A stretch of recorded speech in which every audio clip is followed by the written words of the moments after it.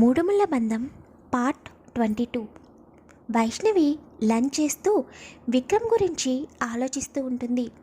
వైష్ణవి టెన్షన్గా ఉన్నప్పుడు విక్రమ్ భయపడటం, కంగారు పడటం అన్నీ గుర్తొస్తుంటే విక్రమ్ గారు నా గురించి ఎందుకంత కంగారు పడ్డారు అని ఆలోచిస్తూ మళ్ళీ ఏదో గుర్తొచ్చి నా హెల్త్ బాగోకపోతే ప్రాజెక్ట్ వర్క్ ఆగిపోతుందని నాపై ఇంత కేరింగ్ చూపిస్తున్నారేమో, రేపు ఎలాగైనా ఆఫీస్కి వెళ్ళి 1 వీక్లో ప్రాజెక్ట్ వర్క్ కంప్లీట్ చేయాలి, ఇన్ టైంలో ప్రాజెక్ట్ సబ్మిట్ చేయాలి అని అనుకుంటుంది వైష్ణవి. ఇంకా విక్రమాదిత్య చాలాసేపు ప్రాజెక్ట్ వర్క్ చేస్తూ రిలీఫ్ కోసం వెనక్కి వాలి కళ్ళు మూసుకుంటాడు. కళ్ళ ముందట వైష్ణవి తెల్లవారుజామున భయపడటం, స్పృహ కోల్పోవడం కనిపించగానే ఒక క్షణం కంగారుగా కళ్ళు తెరిచి, లేదు, వైష్ణవి ఒంటరిగా ఉండటానికి వీల్లేదు, అలాంటిది మళ్ళీ జరగకూడదు అని ఏం చేయాలో అని ఆలోచిస్తూ ఫోన్ తీసుకుని ఒక అమ్మాయికి కాల్ చేస్తాడు. ఆ అమ్మాయి కాల్ అటెండ్ చేసి హూ ఈస్ దిస్ అని అంటుంటే ఐఎమ్ విక్రమాదిత్య అని ఆన్సర్ చేస్తాడు. వెంటనే ఆ అమ్మాయి గట్టిగా అన్నయ్య అని అరుస్తుంది. ఆ అమ్మాయి సంతోషంతో, అన్నయ్య నువ్వు ఇండియా ఎప్పుడొచ్చావు? ఇన్ని డేస్ తర్వాత నేను నీకు గుర్తుకు వచ్చానా? నువ్వు కాల్ చేసి చాలా ఇయర్స్ అయిపోయింది అని క్వశ్చన్స్ మీద క్వశ్చన్స్ వేస్తుంది. విక్రమ్ తను అడగడం అయిపోయిన తర్వాత, ప్రియా నేను ఇండియా వచ్చి 6 డేస్ అవుతుంది, ఎలా ఉన్నావు? మీ మామ్ డాడ్ ఎలా ఉన్నారు?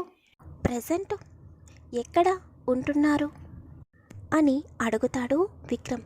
అన్నయ్య అమ్మా నాన్న ఢిల్లీలోనే ఉన్నారు, అక్కడ ఇద్దరు బిజినెస్ చూసుకుంటున్నారు, నేను బెంగళూరులో జాబ్ చేస్తున్నాను అని అంటుంటే, అదేంటిరా ఓన్ కంపెనీ పెట్టుకుని బయట జాబ్ చేయడం ఏంటి అని అడుగుతాడు విక్రమ్.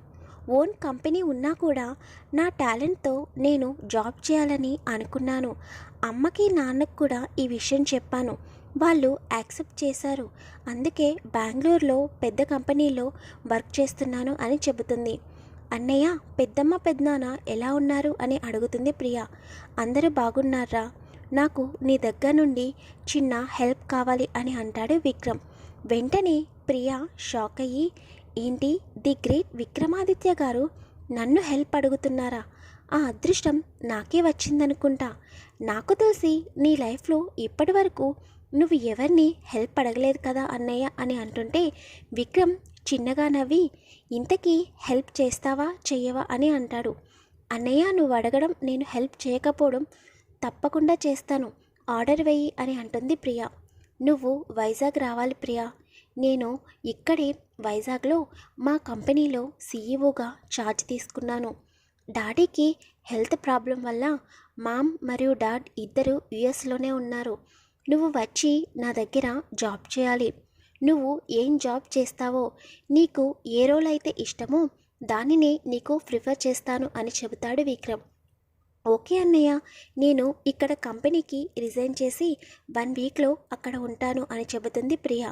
విక్రమ్ మనసులో 1 వీక్ ఎలాగో వైష్ణవి ఆఫీస్లోనే ఉంటుంది, సో ప్రాబ్లం ఉండదు, ప్రియా వచ్చిన తర్వాత వైష్ణవికి ఇంట్రడ్యూస్ చేయాలి అని అనుకుంటూ ఉంటాడు. ఇంతలో ప్రియా, అన్నయ్య లైన్లో ఉన్నావా అని అంటుంటే, ఉన్నారా, ఇప్పటికిప్పుడు రిజైన్ చేస్తే యాక్సెప్ట్ చేస్తారా అని అడుగుతాడు విక్రమ్.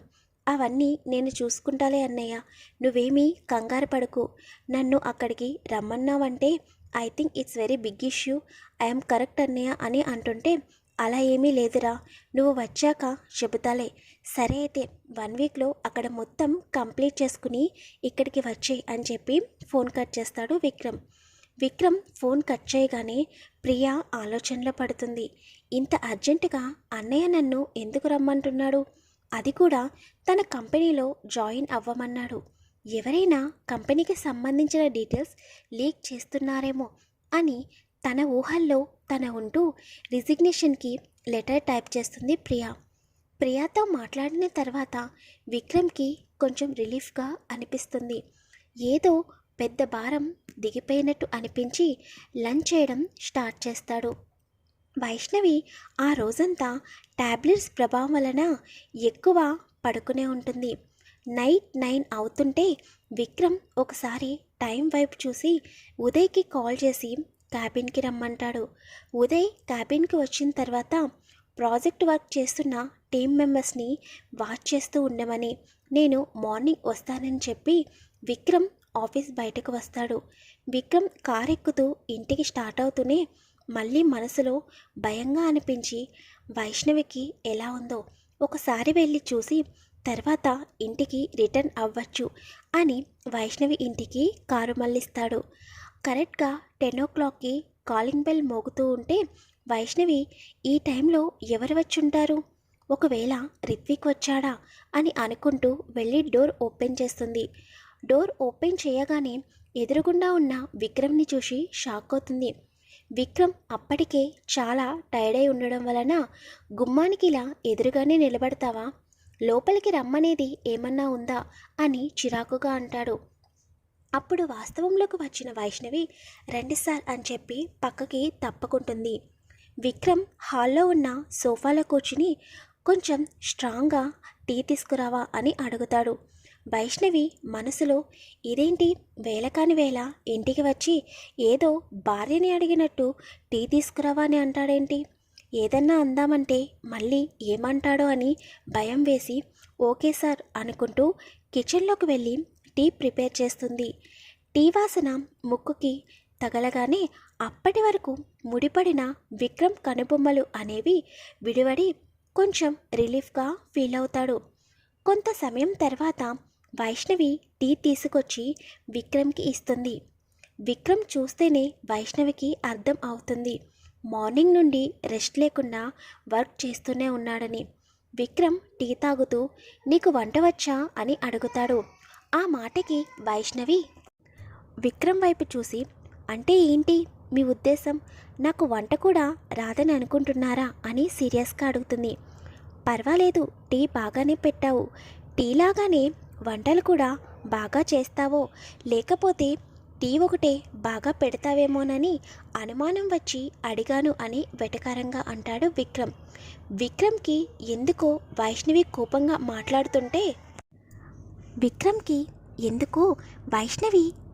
మాట్లాడుతుంటే తనకింకా కోపం తెప్పించాలని కావాలని అంటూ ఉంటాడు. ఆ టైంలో విక్రమ్కి తెలియకుండానే తన మనసు చాలా ప్రశాంతంగా ఉంటుంది.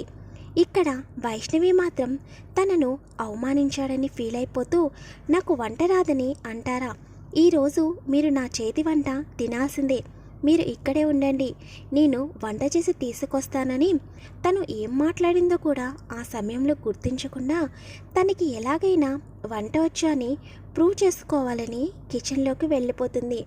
వైష్ణవి వెళ్ళడం చూసిన విక్రమాదిత్య పెదవులపై చిన్న స్మైల్ వస్తుంది. విక్రమ్ ఈ రోజుకి వంట అయినట్టే, నేను తిన్నట్టే, ఇంటికి వెళ్ళినట్టే అని అనుకుంటూ ఎవరికో కాల్ చేసి 2 minutes మాట్లాడి ఫోన్ కట్ చేసి కిచెన్లోకి వెళ్తాడు. చాలా చిన్న కిచెన్ అది, కానీ ఎక్కడికక్కడ నీట్గా సర్ది పెట్టుకుంది వైష్ణవి. చున్నీని సైడ్కి ముడివేసి చాలా ఇంట్రెస్ట్గా వంట చేస్తూ కనిపిస్తుంది వైష్ణవి.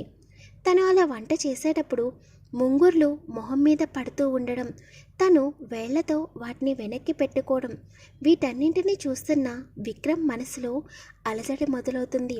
తనకి తెలియకుండానే వైష్ణవి వైపు అడుగులు వేస్తాడు విక్రమ్. ఫ్రెండ్స్, స్టోరీ కనుక మీకు నచ్చినట్లయితే ప్లీజ్ కామెంట్ చేయండి, వీడియోని లైక్ చేయండి, షేర్ చేయండి, ఛానల్ని సబ్స్క్రైబ్ చేసుకోండి. Thank you.